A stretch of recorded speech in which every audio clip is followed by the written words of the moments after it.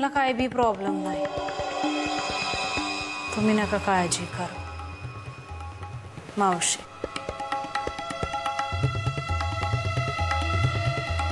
हो, काम समजावून सांगते ना मावशी. हो चल चल.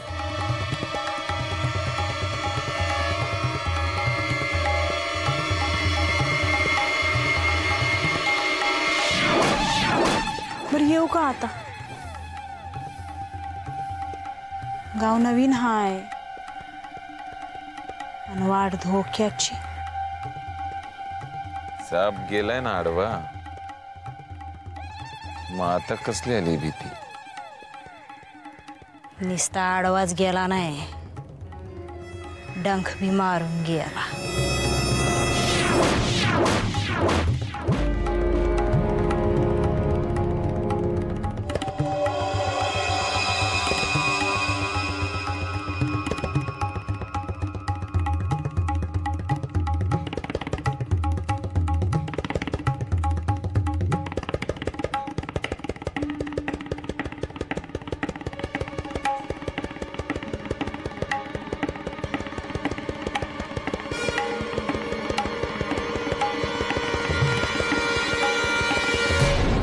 वसुधा, मला ना थोडं कन्फ्यूज व्हायला झालंय. एक्झॅक्टली कसं रिॲक्ट व्हायचं आहे का मला कळत नाहीये. माझं मन एवढं आनंदाने भरून झालं, माझं म्हणजे सगळ्यांचंच म्हण. या घरामध्ये एकाच वेळी दोन चांगल्या गोष्टी घडल्या. दोन? एक म्हणजे शुभ्रा आई होणार आणि दुसरी म्हणजे रुसलेली आजी बोलायला लागली.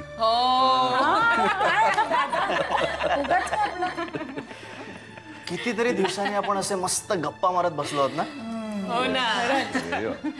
नाही तर काय, मध्यंतरीच्या काळात सारख्या कसल्या तरी काळजा, चिंता नाही तर भांडण नको झालं. काय चांगलं काही घडतच नव्हतं. नाही पण आता असं काही होणार नाही. आता या घरामध्ये फक्त चांगल्या गोष्टीच घडणार आणि या सगळ्याचं श्रेय शुभ्राला आहे.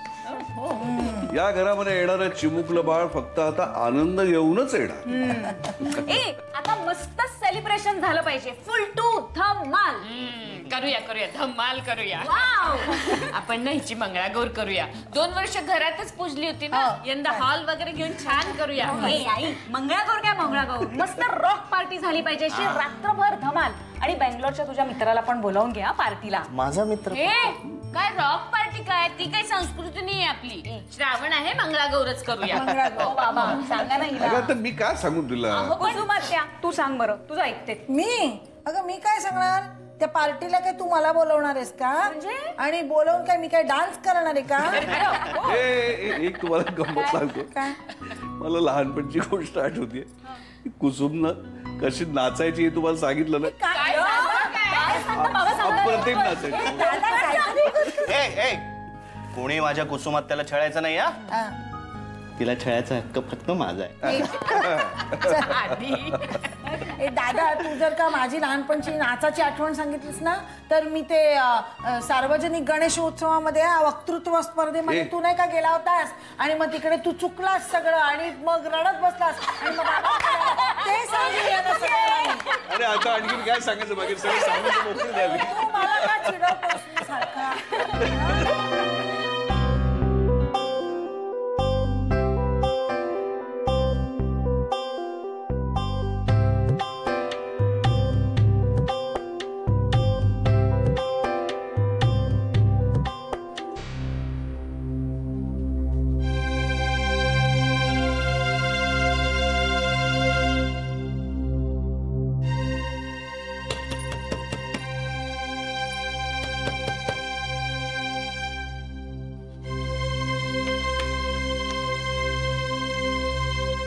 तुम्ही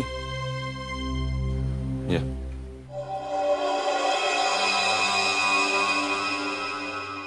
इतके लवकर आलात? होय, चाकर माणसं म्हटलं साहेबांना चहापासनं समद करून द्यावं. मी चहा घेत नाही. मावशीने सांगितलं नाही तुम्हाला? हा बोलली मावशी, पण माझ्या हातचं घेऊन तर बघा, लई झाक करते मी. म्हणजे तुमच्या बरोबर 2 घोट म्या बी घेईन. माझ्या बरोबर नाही, तुम्हाला करून घ्यायचं तर घ्या, काहीच प्रॉब्लेम नाही.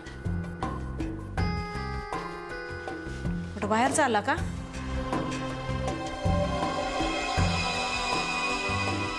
नाही म्हणजे कुणी आलं आणि विचारलं तर?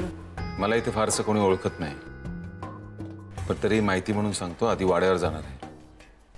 वाड्यावर? शास्त्र्यांच्या वाड्यावर, आणि तिकडून मुंबईला.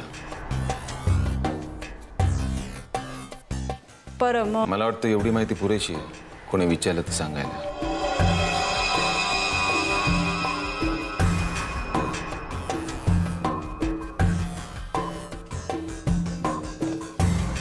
आतनं नेट कडी लावून घ्या,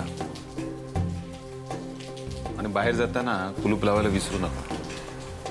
होय. कुलूप तिकडे ठेवलंय.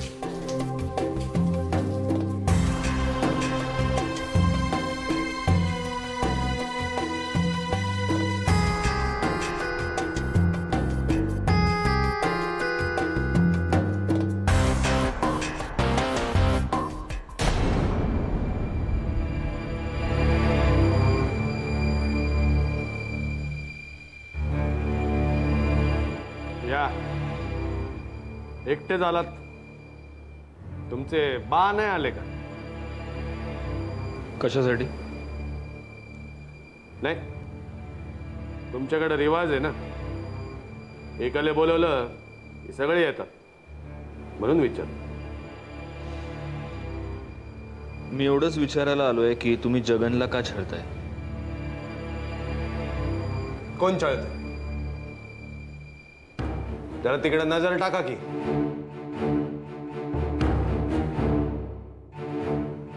जगन शेठ, आम्ही छळलं काय तुम्हाला?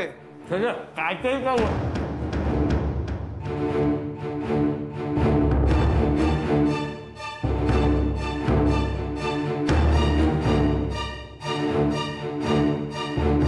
पण त्याला इथे बोलवायची गरज? चौकशी. कसली चौकशी? हा, याचा काय संबंध? संबंध असल्याशिवाय कोणी कोणाचा पाठलाग करत नसतो. अभिमान सरंजामे. कोणाचा पाठलाग केलाय? केला असावा शुभ्रा शास्त्रींचा, असं तुम्हाला वाटतं? हो, कारण सुलेखा रस्त्यात पडलेली यानंच पाहिलं होतं. हा, मग योगायोग असू शकतो ना. नाही म्हणजे एखादा ट्रॅफिक हवालदार रस्त्यात जर रोज 10 ॲक्सिडेंट्स बघत असेल तर ते 10ही ॲक्सिडेंट्स त्यानेच घडवून आणले असं आपण म्हणतो का? वजलवार.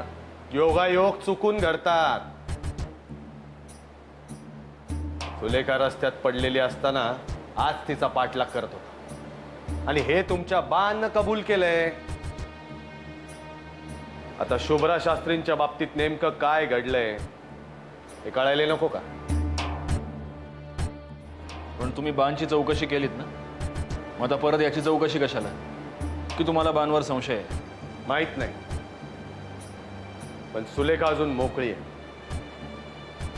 या सगळ्या गोष्टींचे डिटेल्स जरा पडताळून बघतोय. वरवर योगायोग वाटणाऱ्या घटनेमागं एखादं वेगळं सत्य दडलंय का त्याचा शोध घेतोय.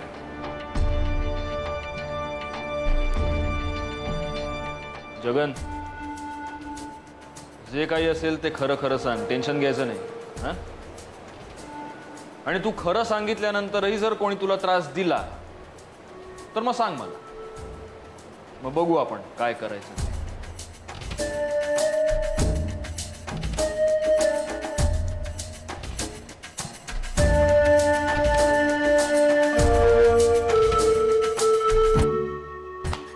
जगन शेठ, घ्या घ्या, खाऊन घ्या, मग बोलू.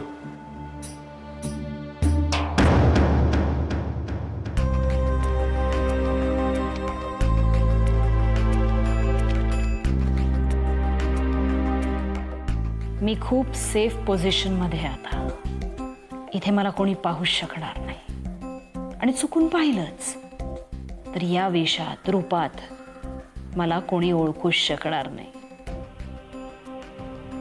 नागेशने ओळखलंच तर तो भालचंद्र असेल. तो भालचंद्र असेल तर त्यानं ओळखलं तरी माझं नुकसान नाही, झाला तर माझा फायदाच होईल. पण मला मात्र तो नक्की कोण आहे हे शोधून काढायलाच हवं.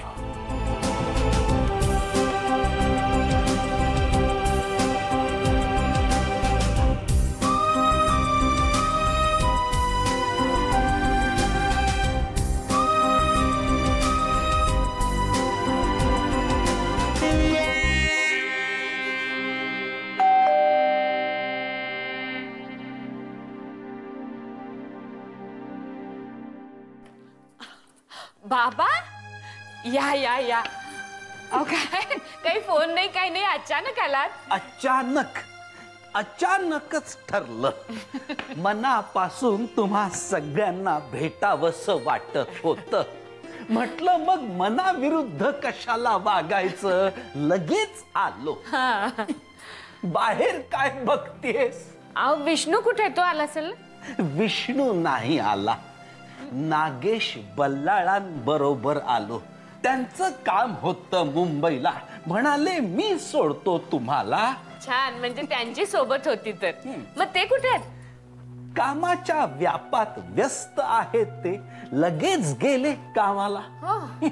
पण म्हणजे परत येणार आहेत ना इथे? काही कल्पना नाही, वेळ मिळाला तर येतो असं म्हणाले. बर बर, बसा तुम्ही, मी पाणी आणते. ते राहू दे, आधी मला सांग शुभ्रा कुठे आहे? म्हणजे आजे सासरे नाचुनेला भेटायला आलेत तर. शुभ्राकडची गोड बातमी कळली हो, म्हणून तेव्हापासून भेटावंसं वाटत होतं तिला. आहे तिच्या खोलीत आहे, मी बोलवते, बस. तिला त्रास देऊ नकोस, मीच जातो तिला भेटायला. शुभ्रा, सावकाश. शुभ्रा, शुभ्रा, ए शुभ्रा, अभिनंदन, अभिनंदन. अगं झोपून राहा, झोपून राहा. तुला विश्रांतीची गरज आहे हो. झोपून झोपून कंटाळा आला आजोबा. तरीही विश्रांती घेणं आवश्यक आहे. आणि ही विश्रांती आता तुझ्या एकटीसाठी नाही, तर तुम्हा दोघांसाठी आहे.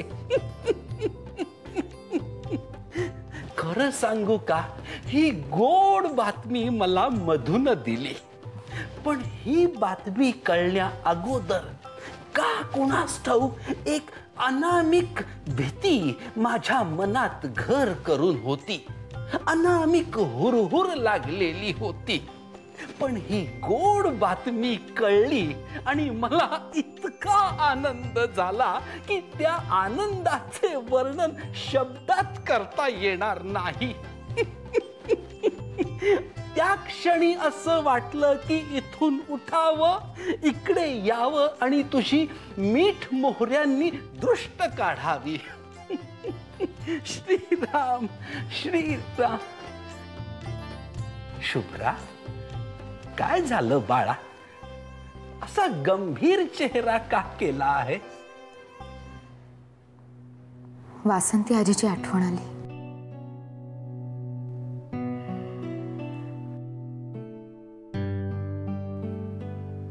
त्यावेळी आपण सगळे इतकेच आनंदात होतो, पण त्यानंतर जे घडलं ते. असं काहीही घडणार नाही. मुळात असं काही घडू शकतं असा विचारही मनात आणू नकोस बाळा.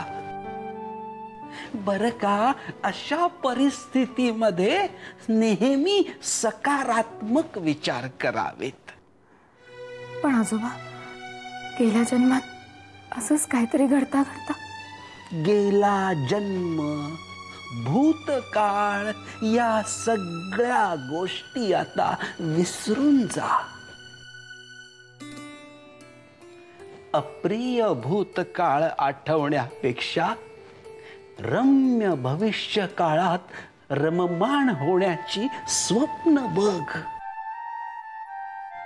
अशी गोड स्वप्न बघावीत बाळा. ही स्वप्न फार महत्वाची असतात. स्वप्न जेवढी गोड तेवढाच होणाऱ्या बाळाचा चेहरा हसरा असतो. बाळ हसतमुख होत. अशीच सदैव आनंदात राहा. दुःख, चिंता, काळजी या सगळ्या गोष्टींना सुट्टीवर पाठव कायमच. आणि हो, डॉक्टरांनी दिलेली औषधं कितीही कडू असली तरी वेळेवर घ्यायची.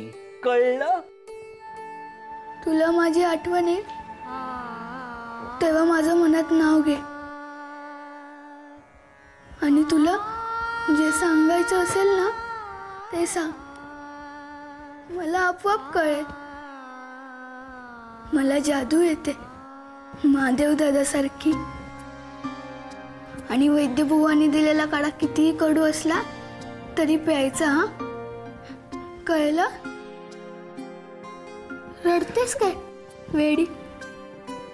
आणि मी लवकर परत येणारच आहे. तू लवकर बरी हो, मी लगेच येतो.